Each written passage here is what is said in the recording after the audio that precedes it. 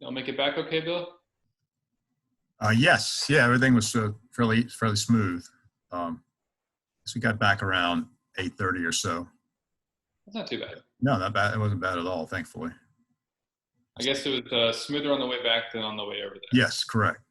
The weather was highly unpredictable. Beautiful one day and awful the next 2 days, and then by the end of the day, Sunday, it was beautiful again. Yeah, it was a little hard to tell on TV. It looked a little hazy, but still like finally Yeah. the sun was coming Yeah, out. the sun was starting to break through then. Let's see. What am I doing here? Just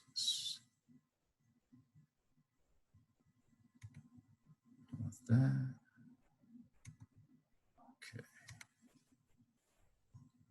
No, I don't. Oh, what am I doing? Don't want the waiting room. There we go. Okay. Okay. Where's my?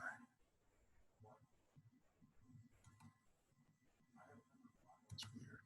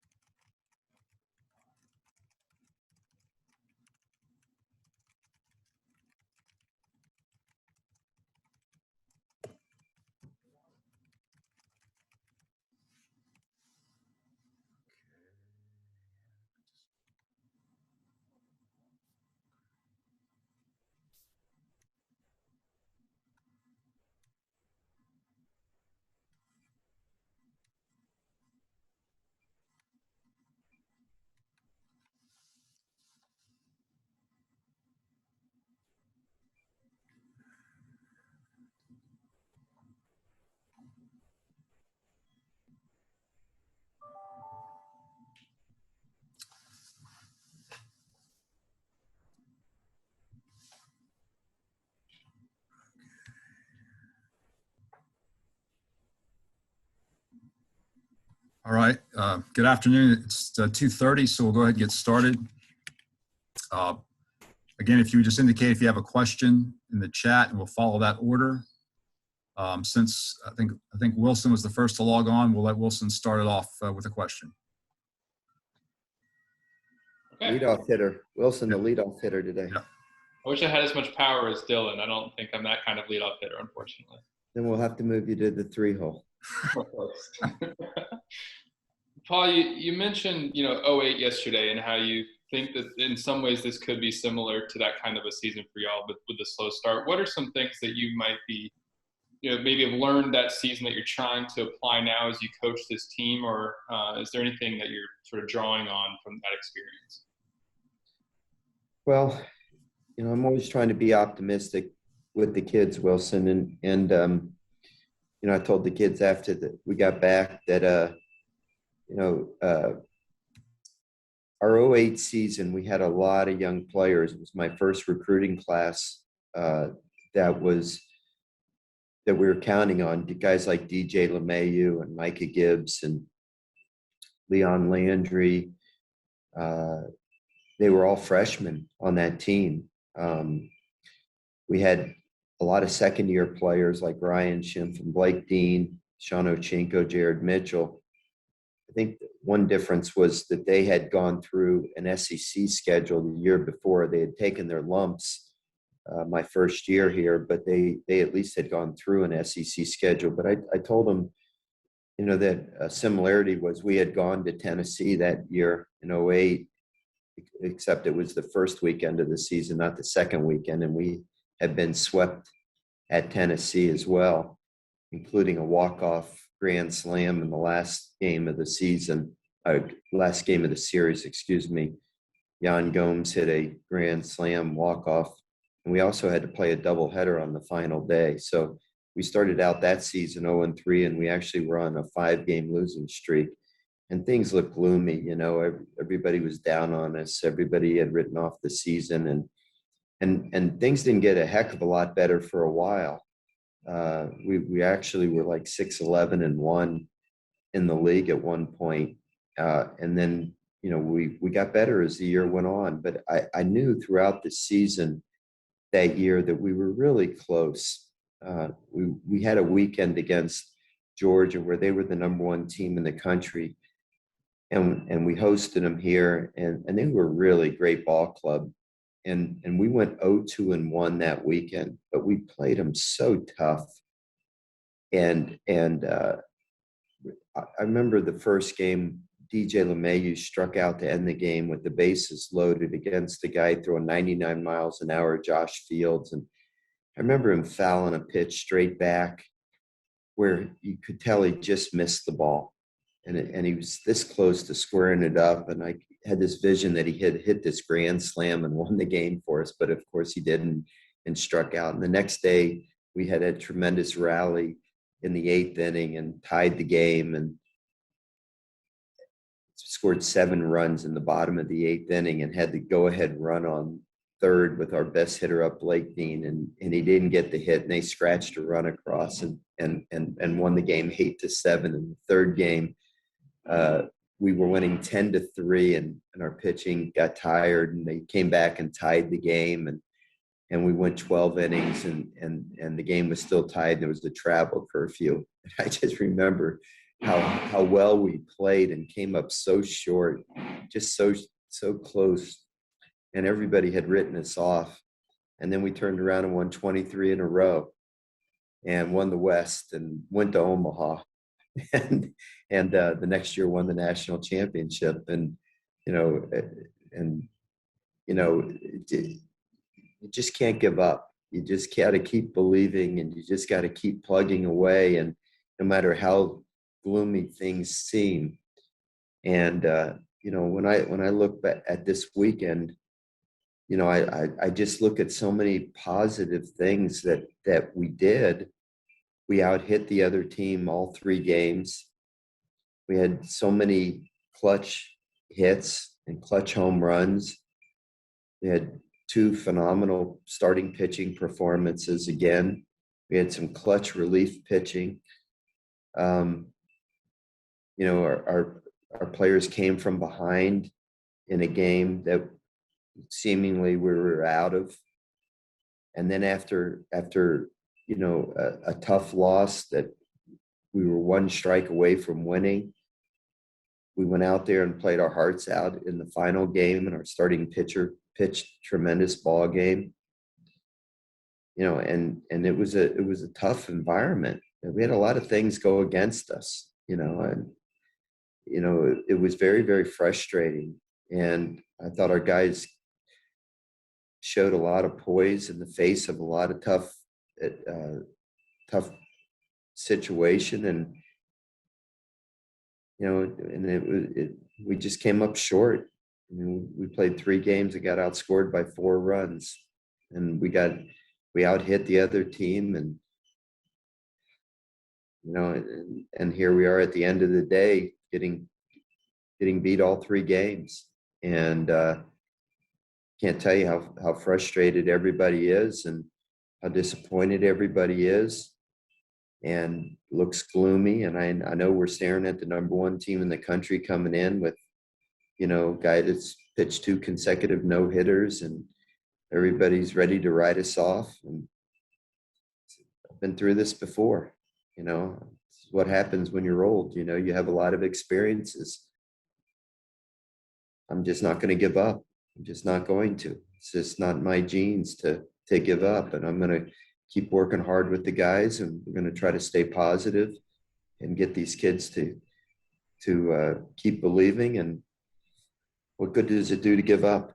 What good does it do to be down on them? What good does it do to throw in the towel? We're not going to do that. We're just going to keep plugging away and believing in something good will happen.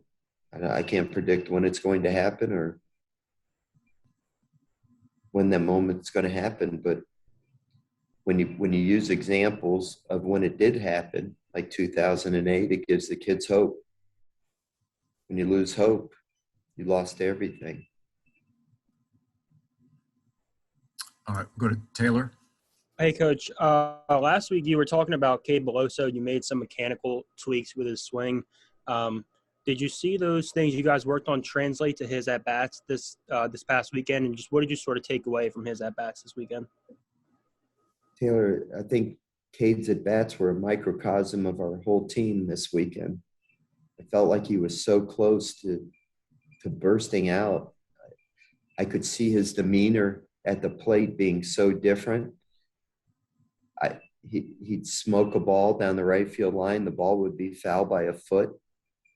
He'd smoke a ball in the hole, but the second baseman on that artificial turf is playing 30 feet in the outfield, way over in the hole, and he makes a smash in the hole look like a routine play.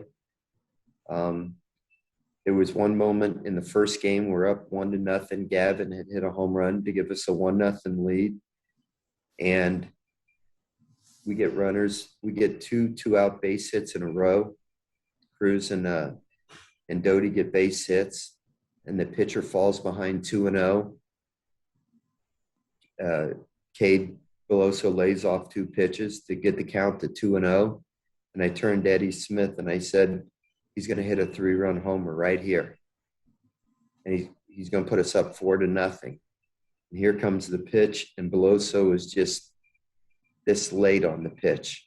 And instead of him hitting a ball over the scoreboard in right field, he's just a little bit late, and he flies out to left center field. And he comes back to the dugout, and he just, you could see it in his face. He was just that late on the pitch. Everything was perfect, except he was just that late. And I could just see how close he was. And had he just been a little bit more decisive on his swing and just been a little bit more out in front, his batting practice before the game was tremendous. He must have hit 10 balls out over that scoreboard in batting practice. He hadn't done that all year. And I just felt like, oh my gosh, this is that moment. He's just going to burst out. But it didn't happen. Had he done it, we take a 4-0 lead. I think we go on to win that game. But that's how we're just missing just a little bit. We're just misfiring a little bit. It's the difference between winning and losing, And I think it's coming for him. I think it's going to get there. And I just think he's just missing a little bit. But I think it's still going to be there. And one of these days it's going to fall in place for him, and he's going to get hot. Nolan and I were talking on the plane coming back. He hasn't had the same kind of career. I don't mean to make the same correlation, but I remember when Blake Dean in 2009, about this point in the season, was hitting about 230 after his 2008 season was phenomenal. And Blake was so frustrated. He was about 20 games into the season, 25 games into the season, and he was hitting about 230. And everybody was like, oh, you should give up on Blake Dean. You should give up on Blake Dean. And I said, I'm not giving up on Blake Dean. And he was so frustrated. And then all of a sudden, I remember he hit a home run against Alabama on Sunday. And all of a sudden, poof, he just took off and led us to a national championship. Those guys that are hitters, all of a sudden it just comes together for them. And I just have to believe that's going to happen for Cade Beloso. All right, we'll go to Jack from Tiger TV. Hey, Coach, I hope you're enjoying this beautiful day. Do you mind, honestly, just talking about perspective? A lot of people want to talk about the 1-5 record in SEC play, but those are really good teams, and most teams in this country that play that schedule would probably be 1-5. And it's not like we were getting blown out in those games. I mean, as you referred to as snake bit, and it was like that. Those were competitive games. It's early in SEC play, and a couple series down the road, you could look at it and makes up for those series. I just wanted to see if you have any thoughts on the grander picture of what's happening. Well, Jack, it's a double-edged sword. You're right. They're really ultra competitive games. And, people, look, again, when you're old, like I am, you coach over 2,000 games. There's people that say, hey, a loss is a loss. They're right. Whether you lose by 1 or you lose by 20, a loss is a loss. But I've learned in 39 years, it's not exactly the truth. When you're not competitive, it's a lot worse. When you lose by a run, you toss and turn all night. One decision you made, like I said after the game yesterday, I wish I had put Gilbert on and pitched to Beck, because that's how I felt at that moment. We don't know what the result would have been if we'd have walked Gilbert and pitched to Beck. Who knows? He might have hit a 3-run homer. We don't know. But the natural feeling is I wish I had put the kid on and pitched to the other guy, because it didn't work out by pitching to Gilbert. So you toss and turn over one decision, or, if this ball had bounced this way, or, one little thing had happened, it's hard to accept a loss. But I can tell you, when you're not competitive in a game, oh my gosh, that's really bad. That's when you wonder if you're good enough, if you even have the players to be competitive. That's the worst feeling in the world. I know we have the players to be competitive, and I know we're just a little bit snake bit right now, and I just know that it's a pitch, it's a play, it's an at bat here and there. We obviously have the ability to hit the pitchers in this league. We got 16 hits the other day. We out-hit this team all 3 games. But at a critical moment in the game, when we need to get this hit, we're having a strikeout when we need to put a ball in play, or when we need to make a key pitch, we're missing our spot just a little bit, or, a decision that we make is not quite working out for us, and then that's what happens when you lose those close games. And it's frustrating for everybody when those things happen. But all you can do is just keep plugging away and keep fighting and keep believing in yourselves. And then one day that close loss turns into a close victory, and it feels better, and your confidence grows, and you do it again, and you do it again, and you do it again. And before you know it, the season is going in the other direction. And there'll be a turning point, and you'll feel it, and you'll feel good about it. But this is what happens when you play in a really tough league. Somebody has to win and somebody has to lose the game.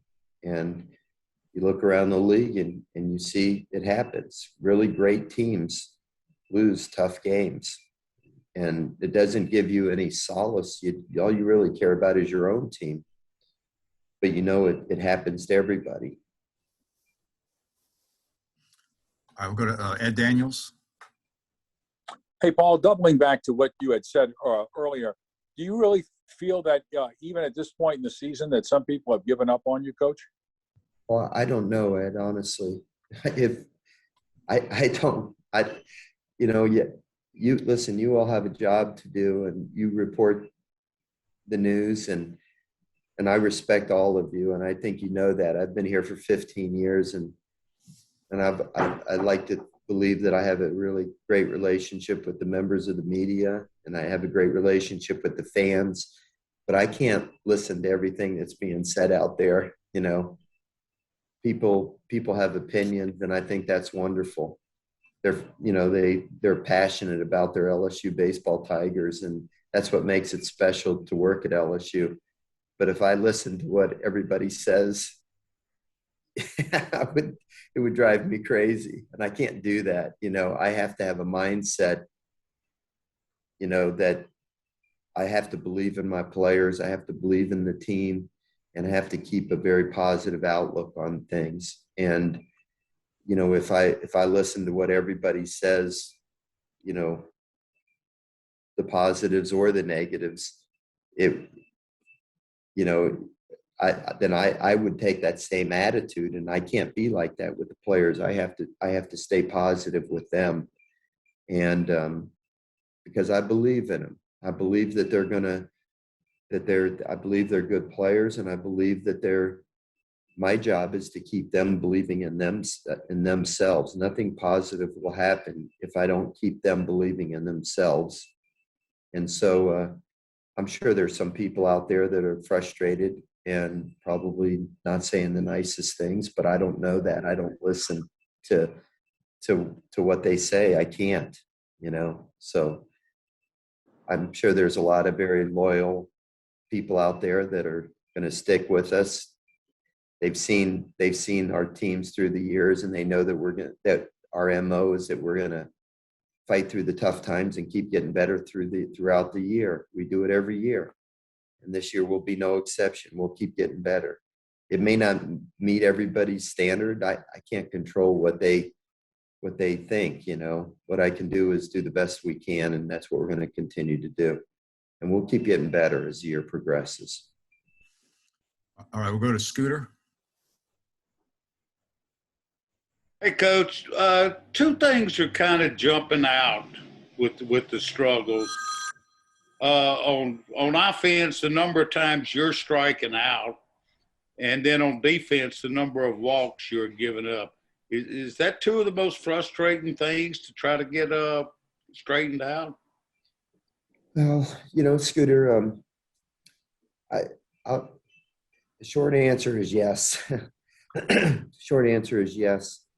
The game has changed a lot, and overall, I mean, if you look at Major League Baseball, strikeouts are way up offensively, and for a lot of people are okay with that, but home runs are way up as well, and I don't know if it's filtered down to the younger players that they feel that way too. But I don't know that I've had a team that has struck out as much as we're striking out. I don't know what the statistics show through the years, but we're striking out at a pretty high rate for what I'm used to. But if you look around our league, a lot of teams are striking out a lot. I watched Florida play South Carolina late at night the other night. Florida struck out 19 times. Florida's one of the best teams in the country, and they struck out 19 times. And then we followed them up the next day by striking out 17 times in a game. I think part of it is because the quality of the arms is so much greater than it's ever been in college baseball. More harder throwers, more strikeout more pitchers that are capable of striking out batters. But also what comes with harder throwers is pitchers that walk more batters as well. So I'm not a big fan of our pitchers walking batters either. And so it's not the kind of baseball that I grew up with, nor do I particularly like. I don't like to see walks, and I don't like to see strikeouts. I like to see the ball put in play and see good defense and good base running. Just as a baseball aficionado, of a guy that loves the game, I like to see less walks and less strikeouts by both teams. But it's just kind of the nature of the game nowadays. So I'm alarmed by our team striking out more. I'm also alarmed by our team walking more batters. And we're going to continue to try to trim back both of those, but it's frustrating, Ty Floyd came in the other night, and I don't know if he struck out the side in the 8th inning, but he comes in, he's got a good arm, he dominates the 8th inning, and then in the 9th inning, after the suspension, he comes back and he's throwing 95 miles an hour, and he gets the first batter, but then he walks the next batter, and that batter eventually comes around and scores. So, the walk it generally bites you. And, he wasn't missing by much. It wasn't like he was way up here and way out here. They were close pitches. But, generally speaking, the walk can come back to haunt you. And I've said it a million times, there's no defense against a base on balls. And offensively, there were times if we could just put the ball in play, we could score a run, and, the strikeout has hurt us. So it's things that we're going to, we got to keep working on, and we got to, can't just accept the fact, but I think it is part of our struggle, Scooter, in answer to your question. Yes. Yeah. Coach, without the game last week, I'm sure you're very excited to get back on the field tomorrow night. Do you feel like these midweek games could really be a benefit for your team right now? Well, I'm excited about playing. I hope the rain holds off. We're playing a really good team, South Alabama. They just swept their series this weekend at Northwestern State. So traditionally, South Alabama's had a great team. Mark Calby's an outstanding coach, and they were our last game that we played last year before the pandemic hit. So they're going to come in very confident, and we got to be ready to go. There's no time to hang your heads and feel sorry for yourself. So, we're going to be limited with the pitchers available. Obviously, we're not going to have Ty Floyd. We're probably not going to have Fontenot available. Yesterday, having to finish the first game and then ended up going extra innings, taxed us. And then, of course, playing the second game. So, no practice today. Guys are going to have to get themselves mentally ready because we don't have access to them today. So we got to be ready to go. And then we got this, short week before we got Vanderbilt coming in on Thursday night, the number one team in the country. So it's going to be a big week for us. We got to shake this off, this Tennessee thing off quickly, because we got 4 tough ball games in a short period of time here. I guess just to follow up on that, the idea that, it is a short week. Is that a good thing coming off of what you just had, that you get right back out there and get at it? I know managing the staff is going to be the challenge for sure. Well, whether it's a good thing or bad thing, Mike, is not for anybody to say. It is what it is. It's baseball. We don't get a long time to decipher it and come to grips with it. It is what it is. You just, it's a good thing and it's a bad thing. It's a good thing to get right back out there. It's a bad thing that you don't get a lot of time to digest it. You got to get out. It is what it is. It's baseball, and the kids know that. You gotta put it behind you quickly, and you got to be ready to go. And it's what you choose. This is a sport we play, and it's not a sport for the weak of mind. You gotta play the game, analyze it, celebrate it, digest it, evaluate it, and then dispose of it and get ready to play the next day. Okay, we've got a few minutes left. We can go back to Jack from Tiger TV. Coach, just one last question. I was just looking at the stat line. Just want to see your thoughts on this. We're currently at 42 home runs on the season. The problem is 24 of those home runs have been solo shots. Just want to see any thoughts on that stat. Yeah, Jack. I love the 3-run homer more than the solo homer. I think traditionally there's more solo homers because pitchers have a tendency to challenge hitters more when there's not runners on base. When there's runners on base, pitchers have a tendency to be more fine with their pitches, especially with runners in scoring position. I know a lot of people, I think Mike Cobbles asked me about it a couple of times, about Dylan Cruz batting in the 3-hole versus the leadoff spot. I batted Cruz 3-hole a couple of times, including up at Tennessee. The game that he batted 3-hole, I don't think he saw a fastball the entire game. Including the first inning. He started off the game with 3 straight changeups. He struck out on 3 straight changeups. When you bat in the middle of the order, they don't like to challenge you very often. And especially when there's runners in scoring position, especially when there's runners on base and you have the potential for a multi-run home run. When there's nobody on base, they're gonna challenge you more frequently, and they're more apt to give up a home run. So I think there's something to that, and that's why you see more solo homers than multi-run home runs. And I think that's just a product of how pitchers pitch hitters partially.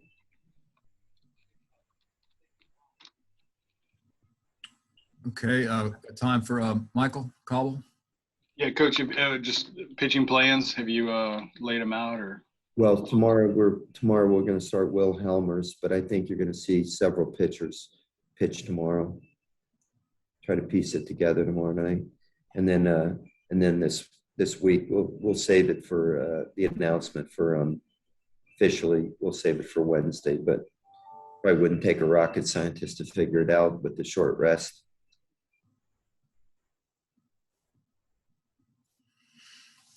Okay. Anyone else? All right. Thank you. Thank you, Coach Mainieri. Okay, guys. All right.